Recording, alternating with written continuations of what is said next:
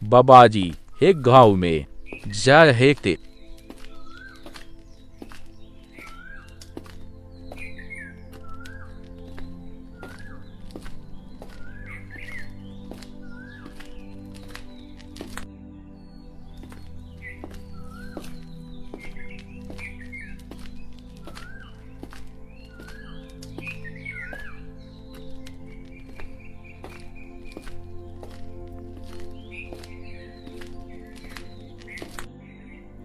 वह वृक्ष के छांव में आराम करने। वहां पर सारे गांव वाले आने लगे और बाबा जी का प्रणाम किया।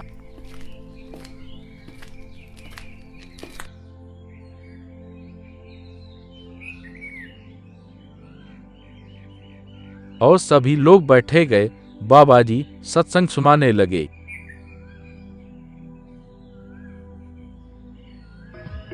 ब्रह्मा विष्णु महेश अजर अमर नहीं है। इनका भी आविर्भाव अर्थात जन्म तथा तिरोभाव अर्थात मृत्यु होती है। प्रमाण के लिए देखिए देवी भागवत महापुराण। ब्रह्मा, मैं, विष्णु और शिव ये तुम्हारी प्रभाव से जन्मवान है। हम तो जन्मवान है, हमारा तो जन्म होता है और मरते हैं, नित्य नहीं है, हम अविनाशी नहीं है। फिर इंद्रादि दूसरे देवता नित्य किस प्रकार हो सकते हैं? कृपया अवश्य सुनिए जगत गुरु तत्वदर्शी संत रामपाल जी महाराज के अमृत वचन।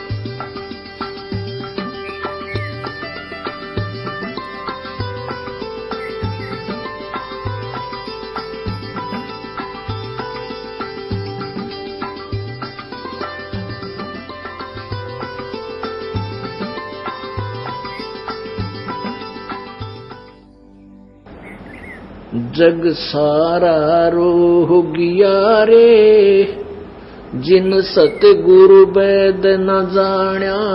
जग सारा रोह गया रे, जग सारा रोह गया रे, जिन सतगुरु वैद न जाण्या। जग सारा रोह गया रे।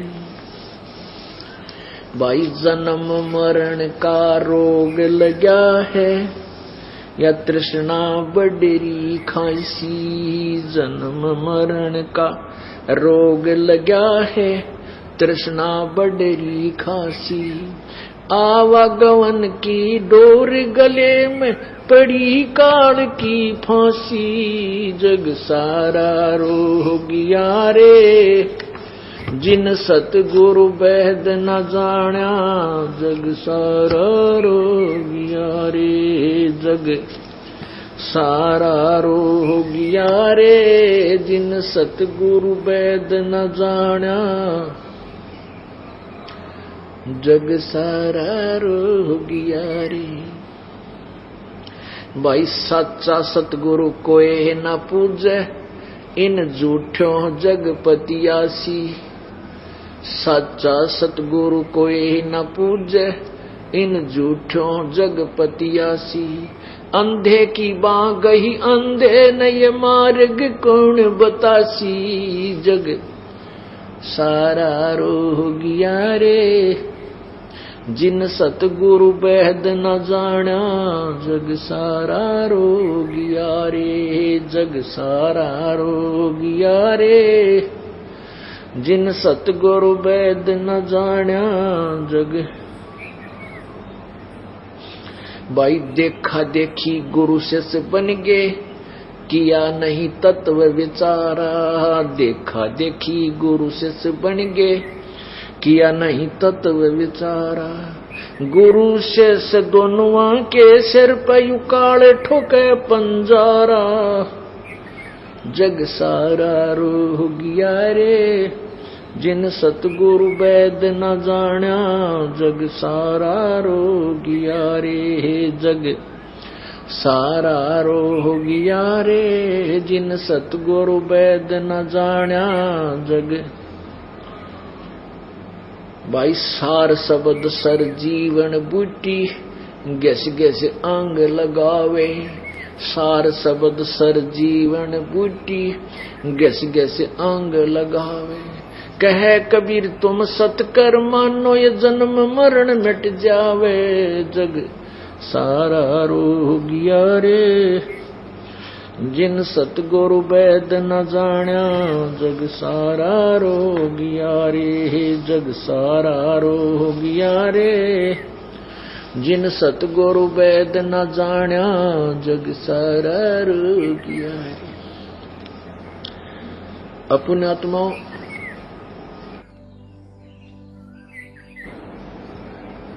परमात्मा के पाने का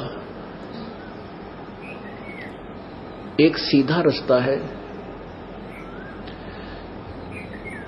वो है सत्य नाम, और फिर उसके बाद सार नाम।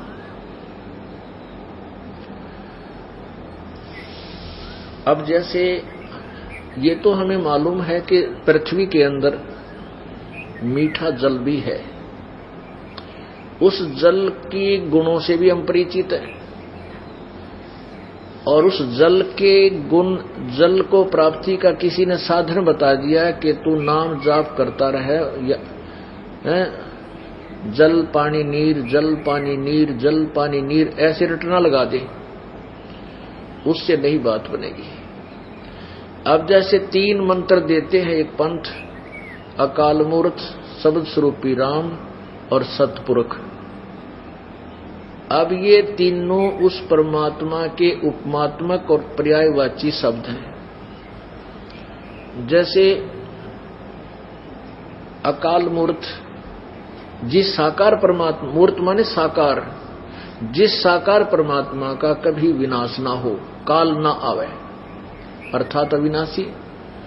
फिर शब्द स्वरूपी राम, शब्द कभी नष्ट नहीं होता, वो तेज पुंज के शरीर युक्त परमात्मा, अविनाशी भगवान, शब्द स्वरूपी राम का भी अर्थ वही, और सत्य पुरुष का भी अर्थ वही। सत्य माने अविनाशी, पुरुष माने परमात्मा, अविनाशी प्रभु, यानी उस अविनाशी कहो, उसे अकाल मूर्त कहो, सतपुरुष कहो, शब्द स्वरूपी राम कहो, परम अक्षर ब्रह्म कहो।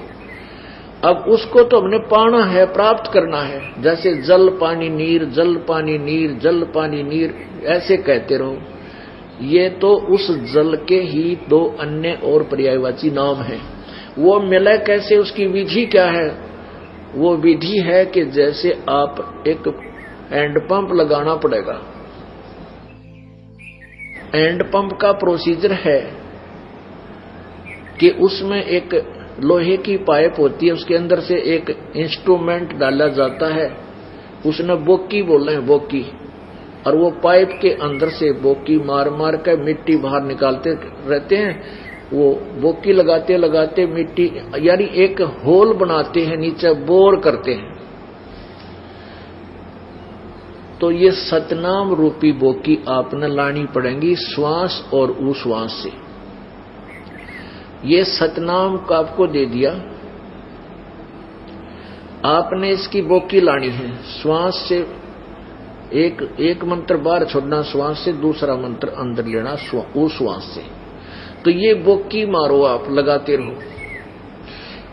और फिर बोकी जब वो मजदूर जो वहां वर्कर होते हैं, वो का सेवादार, वो बोकी लगाते रहते हैं, और मिस्त्री खड़ा रहता है, वो देखता रहता है मिट्टी को कि अब जल के पास ये पहुंच चुकी है कि नहीं पाइप। जब वो जल के पास, जब तक जल के पास नहीं पहुंचती है, वो स्थान नहीं है जहां जल मिल जाता, तब तक वो कहेगा और लगाओ और लगाओ, चलते रहो। और फिर वो क्या करेगा, जब वो जहां जल प्राप्त हो जाएगा, फिर उसके ऊपर एक मशीन लगाएगा, हैंड पंप। तो ये सतनाम तो समझो बोकी मारने को आपको दे दी, क्या बोकी लगाओ, अर्थात उस जल तक पहुंचो।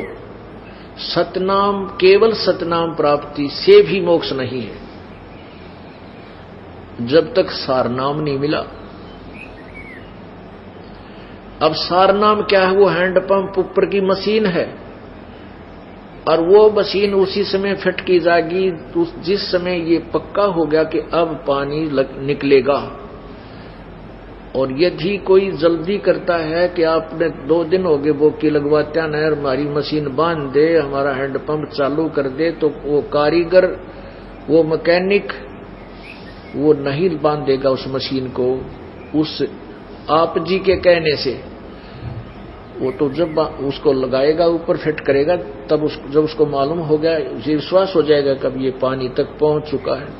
तो पुण्यात्माओं, आपको सतनाम दिया गया है। आप जितनी श्रद्धा से जितनी बोकी लादोगे, जब भी आप उस पानी परमात्मा के निकट पहुंच जाओगे, तब आपको सारनाम दे दिया जाएगा। इससे पहले आप कितनी प्रार्थना करना, कितनी बात कहना, ये दास आपको वो मशीन नहीं बांधेगा, आपकी सारनाम देगा नहीं। अब जैसे किसी का फोड़ा हो गया, फोड़ा पीड़ा भी कर रहा है, डॉक्टर के पास जाता है, डॉक्टर देखता है कि अभी ये चीरा देने योग्य नहीं है, उसको टेबलेट दे देता है, भाई तीसरे दिन आना। वो तीसरे दिन जाता है, फिर देखता है अभी परिपक्व नहीं हुआ, फिर कहता है तीसरे दिन आना। और मरीज कहता, रोगी कहता है, जी मैं तो मर गया, मेरी जल्दी कर दो, मैं तो बहुत दुखी हो रहा हूं, काम भी नहीं होता, सारा काम मेरा बंद हो गया। लेकिन वो डॉक्टर गलती करे कोई ना, उस रोगी के कहने से वो तो दूना काम बिगड़ जाएगा। तो इस प्रकार पहले जो आपको प्रथम मंत्र दिया जाता है, ये क्या करेगा कि आपके कमलों को खोलेगा। ये हमारे शरीर के अंदर बैकबोन, जो रीढ़ की हड्डी है, इसके अंदर की तरफ एक हमारे जो है ना आंतड़ियां हैं, और उनकी ऐसी बनावट है, उन क्या है, आंतड़ियों की यानी नसों की, स्नायु की। मूल कमल है हमारी जो रीढ़ की हड्डी नीचे एंड होता है, उससे 2 उंगल अंदर ऊपर ने, और शरीर साइड में, बाहर की तरफ नहीं। तो वहां एक 4 पंखड़ी का आंतड़ी सी बनी हुई है, बिल्कुल निशान सा है, ऐसे जैसे ये अपनी हथेली पर बनी हुई है, ऐसा महसूस होता है, और अलग से नहीं दिखती वो। और इसी प्रकार फिर स्वाद चक्र है, उससे 2 उंगल ऊपर, उसमें नीचे वाले कमल में जो पहला कमल है, रीढ़ की हड्डी के एंड से 2 उंगल ऊपर, वो गणेश जी का कमल है, उसको चतुर्पंखड़ी, वो मूल कमल कहते हैं। उससे ऊपर फिर स्वाद चक्र है, उसमें सावित्री ब्रह्मा का वास है। और फिर नाभि चक्र है, जो हमारी सुंडी है नाभि, इसी के सामने और रीढ़ की हड्डी के ऊपर ऐसी आंतड़ी सी बनी है। अब वो जो सावित्री ब्रह्मा का यानी स्वाद चक्र है, वो 6 पंखड़ी का है। और विष्णु भगवान और लक्ष्मी का जो चक्र है, जिसमें उनका वास है, वो नाभि चक्र है, इसकी 8 पंखड़ी है। और फिर हृदय कमल है। हृदय कमल ये दिल नहीं, हृदय कमल है हमारे इन बैक, इसके ऊपर हमारी जो सीने के सामने, जैसे दोनों सतन हैं इनके पैरेलल, और यहां सेंटर में, और पीछे रीढ़ की हड्डी के साथ, उसको हृदय कमल यानी मध्य का कमल कहते हैं। उसमें 12 पंखड़ी है, 12 ऐसे जैसे कमल के पत्ते के निशान से होते छोटे छोटे, ऐसी उसकी पंखुड़ियां सी हैं। उसमें शिव और पार्वती का अधिपत्य है। उसके बाद यहां कंठ कमल है, ये कंठ यहां नहीं, इसके बैक में, इस रीढ़ की हड्डियां थोड़ा सा बैंड होती है, इसके साथ, इससे थोड़ा सा उसके बिल्कुल एंड बैंड होने से पहले, इसमें 16 पंखड़ी का एक कमल जैसी आंतड़ियां सी है, कति नाम निशान सा छोटी सी, बिल्कुल जैसे आपने ये खेतों में बेल उगी देखी होगी, छोटी छोटी उसकी पत्ती होती है, बिल्कुल बारीक सी, और वो ऐसी चपटी सी रखी रहती है। तो ऐसी बिल्कुल छोटी छोटी सी निशान से है। तो जिनकी पूर्व भक्ति नहीं है वो कमल चिपके पड़े हैं, वो पत्ती बिल्कुल चिपकी पड़ी है, वो निशान भी बड़ी मुश्किल से महसूस नहीं हो सकता, देखे भी नहीं जा सकते। और ये आपको जो प्रथम मंत्र दिए जाएंगे,